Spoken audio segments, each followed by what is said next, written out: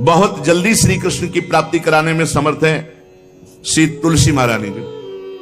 प्रिया जी का बताया हुआ उपाय श्री वृंदा सखी, ये वृंदावन की अधिष्ठात्री देवी हैं। ये वृंदावन की पूरी व्यवस्था को देखती हैं। प्यारे जो के नित्य केली की व्यवस्था करती हैं और इनकी कृपा के बिना कोई वृंदावन में प्रवेश नहीं कर सकता। ये हमारी प्यारी जो की प्रिय सखी वृंदा सखी श्री तुलसी महारानी जो। चंद्रानना सखी ने कहा कि परम सौभाग्यदम राधे महापुण्यम वरप्रदम श्री कृष्णस्यापि लभ्यर्थम उनका तुलसी सेवनम मतम। मेरे मत में यदि तुलसी जी की सेवा की जाए, तुलसी जी का यदि स्पर्श हो जाता है, तुलसी जी का नाम कीर्तन किया जाता है, तुलसी जी को प्रणाम किया जाता है, तुलसी जी का वृक्ष लगाया जाता है, तुलसी जी को जल अर्पित किया जाता है और तुलसी दल से नित्य भगवत सेवा की जाए तो बहुत जल्दी श्री कृष्ण प्रसन्न हो जाते हैं। प्रतिदिन जो तुलसी जी की भक्ति करता है, तुलसी का पौधा रोप करके तुलसी जी का सिंचन करना, तुलसी जी को तिलक लगाना, तुलसी जी को माला पहनाना, तुलसी जी की परिक्रमा करना, तुलसी जी को प्रणाम करना, वो कोटि सहस्त्र युगों तक ऐसा महान सुकृत होता है कि भगवान श्री कृष्ण के नित्य समीप रहता है जो तुलसी जी की सेवा करता है। जब तक मनुष्य की लगाई हुई तुलसी की शाखा प्रशाखा बीज पुष्प सुंदर दल से तुलसी जी सुशोभित होती है, तब तक हजारों कल्पों में श्री हरिधाम में रहते हुए उसका कभी पुण्य नष्ट नहीं होता। जैसे एक दिन 1000 कल्प, 2 दिन 2000 कल्प वो भगवान के नित्य धाम में महान सुकृत के बल से भगवत धाम में रहेगा जो तुलसी जी का पक्का मान लीजिए। जब स्वयंसी में थे तो तुलसी जी रोपण करके तुलसी जी का एक वन लगाया था और रोज नवीन नवीन मंजरी तुलसी दल लेकर प्रभु के चरणों में कहीं ना कहीं तुलसी जी की कृपा हुई। वृंदावन, ये वृंदा अधिष्ठात्री देवी वृंदावन की है, इनकी कृपा के बिना। हे चंद्रादने, संपूर्ण पत्रों और पुष्पों को जो उतार करके सम्मान पूर्वक पहले प्रार्थना करनी चाहिए। हे वृंदा देवी, हे तुलसी जी, भगवान श्री हरि की पूजा के लिए या प्रियाजू की पूजा के लिए हम आपके कुछ मंजरी कुछ दल लेकर के सेवा करना चाहते हैं, आप कृपा करके मुझे दीजिए। और फिर उतार ले, ऐसे नोचना नहीं, बहुत सम्मान से बहुत प्यार से, तो तुलसी जी प्रसन्न होते हैं। जो मनुष्य तुलसी दल से श्री हरि की पूजा करता है, कोई भी पाप उसका स्पर्श नहीं कर सकता। पूर्व में किया हुआ कोई भी पाप उसको दंड नहीं मिलेगा जो तुलसी जी की आराधना नित्य करता है। अब इतना जल भी ना चढ़ा दे, माल पुण्य हो जाए और तुलसी जी अंतर ध्यान अनुकूल जल, जैसे मान लो गमले पे हैं तो इतना बड़ा तांबे का रोज उससे चढ़ा, अब भर के लोटा चढ़ा दोगे 2-4 दिन में अंतर ध्यान हो जाएंगे तुलसी जी। बहुत विवेक से जरूरत है, मतलब भारी पुण्य होगा। अब इतना बड़ा लोटा रोज जल चढ़ाओगे तो 2-4 दिन में पीली होके अंतर ध्यान हो जाएंगे। इतना जल अनुकूल जल चाहिए, एक तांबे का छोटा सा लिया, ऐसे रोज डालो, उसमें कोई फर्क नहीं। और गमला उठाकर धूप में विराजमान करो। सेवा का मतलब क्या है? जो तुलसी जी को जल अर्पित करके तुलसी जी की सेवा करता है, हरि चिंतन करता है, कभी कोई पाप उसका स्पर्श नहीं कर सकता। 100 भार सोना, 400 भार चांदी का जो दान करने का फल होता है, वो एक तुलसी दल उतार जो अपने द्वारा लगाई हुई तुलसी दल, वो हरि के चरणों में अर्पित करो। ये 100 भार सोना और चांदी बराबरी नहीं हो सकती। कितना महत्व है। जो रोज तुलसी दल चयन कर, द्वादशी को ना चयन करे, द्वादशी को मतलब बहुत बड़ा अपराध लगता है तुलसी दल का, इस मतलब तुलसी के वृक्ष का भी स्पर्श न करे। प्रणाम नमस्कार दूर से, एक भी दल नहीं टूटना चाहिए। द्वादशी को ऐसा हमने महापुरुषों से सुना है कि मंजरी और पत्र उतारना ये ठीक नहीं, बिल्कुल नहीं ठीक है।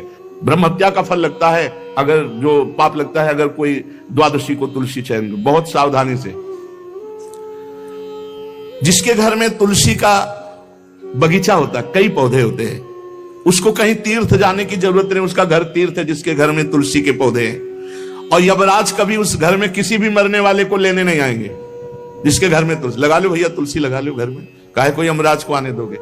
सबके घर में तुलसी। कितना सुंदर पहले था, घर में आंगन होते थे, आंगन में एक बहुत बड़ा, और फिर उसमें तुलसी जी, और फिर उसमें 2-4 नर्मदेश्वर और शालिग्राम ऐसे, और फिर घर का हर व्यक्ति जल चढ़ाना, प्रणाम करना, नमस्कार करना, 4 पर। कितनी पवित्र पद्धतियां हमारी थी। जब रसोई बने पहली गाय के लिए, फिर कुछ पक्षियों के लिए, फिर कोई संत महात्मा, कोई भिक्षु, ऐसा कितना पवित्र व्यवहार। यहाँ जैसे हमने देखा है, ये रसोई बन रही ना तो धुआं नहीं खत्म होने पाता, वो ही सब अपवित्र किए हुए हैं, राक्षसी बुद्धि आती चली जा रही। तुलसी जी, ये भागवती को वस्तु हमें लगता है बालकनी तो होती है, बढ़िया बालकनी में एक ऐसा उठाने धरने वाला स्टैंड लोहे का रखो कि तुलसी जी को विराजमान कर दो। जिसके घर में तुलसी जी विराजमान होती है उसके घर में यमराज कभी नहीं जाते। जो तुलसी जी का सेवन करता है उसकी सारी कामनाएं तुलसी जी पूर्ण कर देती है। तुलसी जी को लगाना, तुलसी जी का पालन करना, तुलसी जी को सिंचन करना, तुलसी जी का दर्शन करना, तुलसी जी का स्पर्श करना, मनुष्य के द्वारा जो मन, वाणी और शरीर से पाप हो गए सबको तुलसी महारानी क्षमा कर देती है, दग्ध कर देती है। पुष्कर आदि तीर्थ, गंगा आदि परम पावन नदियां, ये सब जो स्नान आदि, अवगाहन आदि करने का फल देते हैं, वो केवल तुलसी जी घर में विराजमान है उसको फल मिल जाएगा। कितने बढ़िया। जो तुलसी जी की नवीन मंजरी प्रभु के चरणों में अर्पित करके प्रणाम करता है, वो चाहे कितना भी अपराध किए हो, वो कभी यमपुरी को नहीं देखेगा, कभी यमराज के पास नहीं जाएगा। जो मनुष्य तुलसी काष्ठ का घिसा हुआ चंदन लगाता है, उसके सारे संचित भस्म हो जाते हैं, और क्रियमाण जो वर्तमान, वो कभी उसको बांध नहीं सकते। तुलसी जी का काष्ठ का घिसा हुआ चंदन। जिसके घर में तुलसी की छाया होती है वहां पितरों को अपने आप कल्याण प्राप्त हो जाता है। जो श्राद्ध करने से लाभ मिलता है पितरों को, घर में तुलसी लगा के, जो तुलसी की छाया और बड़ा वृक्ष, पितरों को तृप्ति मिलती है।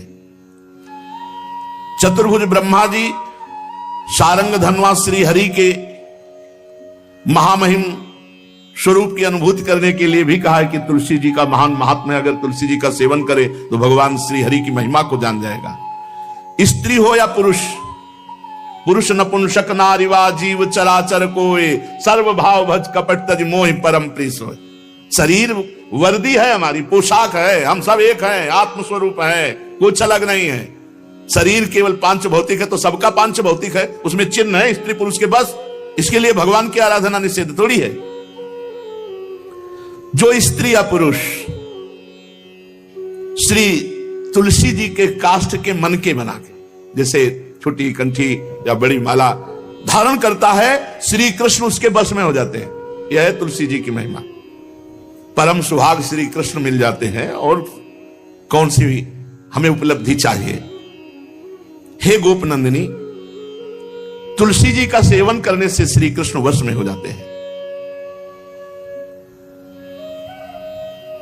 जो तुलसी की माला से नाम जप करता है, काउंटर वाली बात तो स्मृति के लिए भाई है, हम निषेध नहीं करते, नहीं बहुतों के भजन बंद हो जाएंगे, पर हम इतनी महिमा जरूर बता देते हैं कि तुलसी माला से जो नाम जप किया जाता है उससे आध्यात्मिक सिद्धि बहुत जल्दी होती है।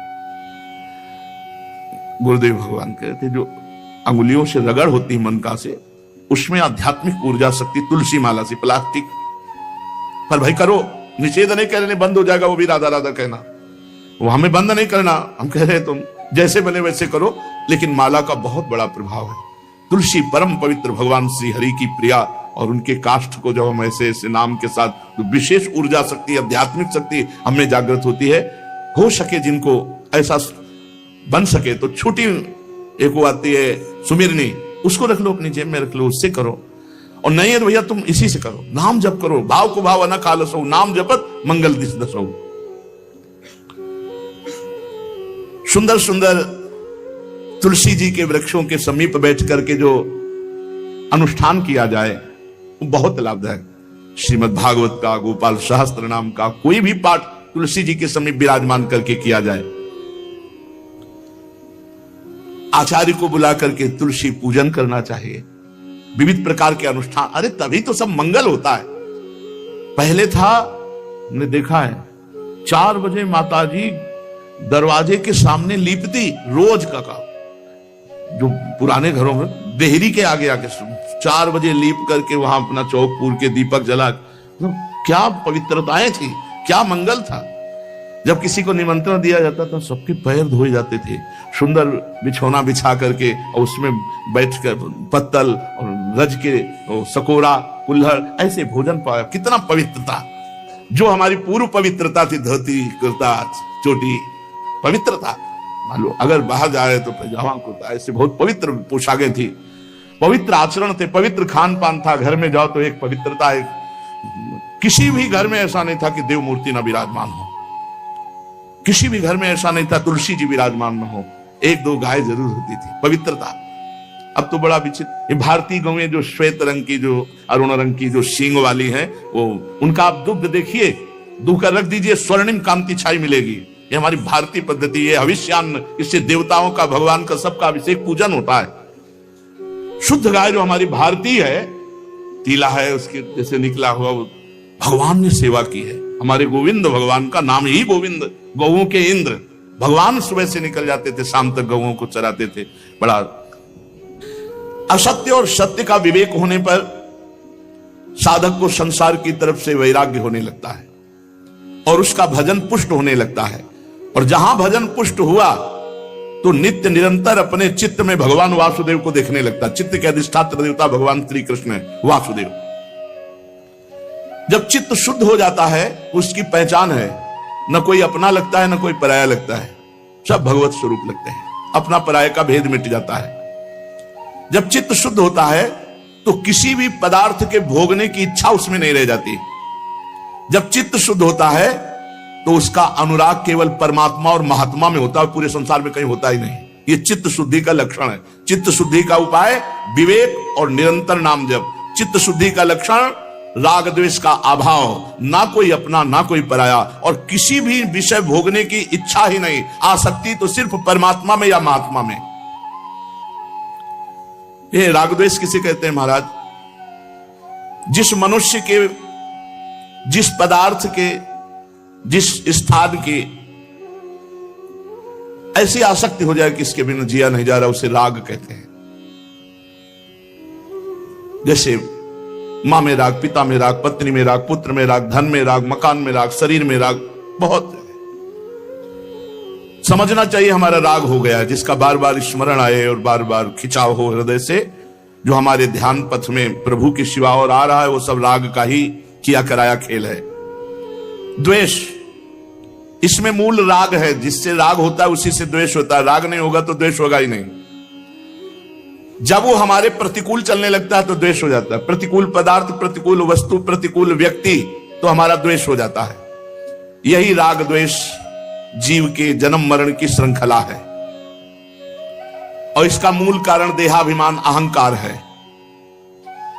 महाराज, साधक को समय किस प्रकार बिताना चाहिए?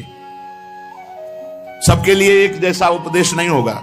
पूज्य बाबा बोल रहे हैं, जो गुरु के पास रहते हैं उनको सब समय गुरु की सेवा में लगाकर भगवत स्मृति युक्त जीवन व्यतीत करना चाहिए। और जिनको गुरु का सानिध्य नहीं मिला उनको भजन में अधिक समय लगाना चाहिए। यदि गुरुदेव सेवा के लिए आदेश करें, वही सबसे बड़ा भजन है।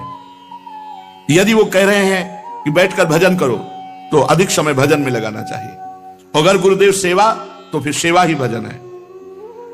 जो गृहस्थ हैं उनको अपनी गृहस्थी के कार्य को गुरु सेवा, भगवत सेवा मानकर करना चाहिए। यदि गुरु जी कुछ स्वीकार करते हैं तो ठीक है, नहीं सर्वस्व गुरु का है, ऐसी भावना करनी चाहिए। विरक्त उपासक को गुरु की अधीनता स्वीकार करनी चाहिए। गुरु की अधीनता से अपने आप सारे पाप, द्वेष, दोष, राग सब नष्ट हो जाता है। सबको यह तो ध्यान रखना है कि भगवती जो हमारी परम करुणामयी स्मृति स्वरूपा है, वो हमारे दिमाग में छाई रहे। महान तेजोमयी निकुंज देवी श्री स्वामिनी महामहिमामयी महारानी लाडली जो भगवती स्मृति ऐसी कृपा करें कि ये हमारी स्मृति में ही बस जाए, कभी स्मृति से दूर ना हो, चाहे हम सेवा परायण हो या एकांत बैठे हों। महाराज भगवान तो हमें दिखते नहीं, तो उनसे प्यार कैसे हो, उनकी शरण कैसे हो? भगवान तुम्हें दिखते नहीं, बड़े आश्चर्य की बात है, ये सब भगवान ही तो है। पूज्य बाबा अब उनकी ब्रह्ममय दृष्टि है। चलो भगवान नहीं दिखते तो भगवान का नाम, भगवान की महिमा, भगवान के भक्त ये तो दिख रहे हैं, आप इनकी बात मानो, नाम जप करो, भगवान की लीला गुण गाओ, जैसे आदेश होता है वैसे सिद्धांत से चलो, भगवान दिखाई देने लगेंगे। जब तुम्हारे हृदय में शांति, आनंद, किसी के प्रति कोई भी द्वेष नहीं, तो जान लो अब भगवान प्रकाशित होने वाले हैं हृदय में। आनंद भगवान का स्वरूप है, शांति भगवान का, शांताकारम, जो आनंद सिंधु सुख राशि। जो भगवान को देखा नहीं और भगवान की शरण होकर नाम जप करते हैं, भगवान बहुत रीझ जाते हैं उनसे, वो तो देख ही रहे ना। महाराज जी आप बार बार भजन की बात करते हैं, भजन में तो नींद आ जाती है, फिर क्या करें, माला छूट जाती है भजन में। ऐसे बैठे रहो, प्रपंच सोचते रहो, नींद नहीं आएगी। 3 घंटा फिल्म देखते रहो, नींद नहीं आएगी। पता नहीं कैसा तमोगुण का प्रभाव है। बाबा कहते हैं कि जब नाम जप करने में नींद आने लगे तो जोर जोर से कीर्तन करने लगो। ये एकांत में करना चाहिए, सामूहिक जहां वास हो वहां नहीं करना चाहिए। नहीं पता चले कल मंजीरा लेके 12 बजे से शुरू हो गए तो साधक जो दिनचर्या में है उनको परेशान, मान लो बगल वाले कमरा वाला ध्यान साधक कर रहा है तो फिर आपका अपराध बन जाएगा। यदि आप मंजीरा लेके कीर्तन कर रहे हैं और उसके ध्यान में विक्षेप हो रहा तो अपराध बन जाएगा। इसलिए जो भी साधना करो वो ऐसी करो कि दूसरे साधकों को विक्षेप ना पड़े, अपने कमरे के बाहर आवाज ना जाए। दूसरा उपाय, खड़े होकर जप करो, ये बहुत बढ़िया उपाय है। इस नींद रूपी दुश्मन से लड़ो। ये खड़े होकर भजन करने का अभ्यास गायत्री अनुष्ठान में, नैष्ठिक ब्रह्मचर्य में, क्योंकि नई अवस्था में नींद ज्यादा सताती है। तो झोपड़ी थी तो खड़े होकर ऐसे झोपड़ी का ऊपर एक रस्सी ऐसे डाल लिए थे और ऐसे पकड़ लेते, कभी एक पैर के बल खड़े हैं, कभी बाएं पैर, फिर उठा लिया दाएं पैर, और मंत्र में एकाग्रता पूरी जपते हुए बहुत अच्छा लगता। 5-5, 6-6 घंटे, क्योंकि गायत्री का 24 लाख गायत्री का एक पुरस्चरण होता है। भक्त को चाहिए किसी भी स्थिति में भजन के समय में नींद ना आने पावे। बहुत लड़ना पड़ता है, नींद से बहुत लड़ना पड़ता है, एकदम गुस्सा जाते हैं। जैसे बड़ी सावधानी से जप रहे हैं, पता नहीं कब गोल हो गए, माला छूट गया। जब देखा माला छूट गया तो एकदम गुस्सा, अब पूरा माला गया, अब फिर एक से शुरू करना पड़ा। जैसे मान लो आप 99 मनका पे पहुंच चुके हैं और आपका छूट गया तो अनुष्ठान में नहीं माना जाएगा, फिर वहीं से शुरू करो एक से। ये नहीं कि कहीं से भी पकड़ लो वैसे शुरू करो, ऐसा नहीं। जब अनुष्ठान किया जाता है तो अगर जितने पे छूटा, अब ये काउंटर दिखाने थोड़ी चलो, काउंटर आज चला है काउंटर में क्या है कि जितना करो उतना छोड़ दो। हमने गुरुदेव भगवान से, ये तो अभी कुछ समय से चला है, ये तो दिखाई नहीं दिया, पहले कभी दिखाई नहीं दिया, अब तो नई रचना है। नहीं तो छोटा माला वो हाँ सुमेरनी जिसे, और बड़ा माला, ये 2 ही थे चलाने के लिए। अब ये काउंटर भगवान की कलयुग महाराज की कृपा से आ गया है कि चलो माला नहीं तो इसको अपना पहन। माला से लोगों को शर्म भी लगती है, पूरा माला डाले ऐसे, बोले भगत बनता, इसमें अंगूठी की तरह पहने अपना। बढ़िया है, बढ़िया है, बहुत बढ़िया है। किसी तरह भगवत स्मृति, भगवान नाम जप हो रहा है बहुत, पर इसमें यह सुविधा है कि 50 में छोड़ दिया, छोड़ दिया। माला में नहीं छोड़ सकते। यदि अनुष्ठान चल रहा है तो आप बोल नहीं सकते, छोड़ नहीं सकते। मान लो आप 107 में पहुंच गए और आपने छोड़ दिया तो नहीं माना जाएगा, फिर एक से शुरू करो।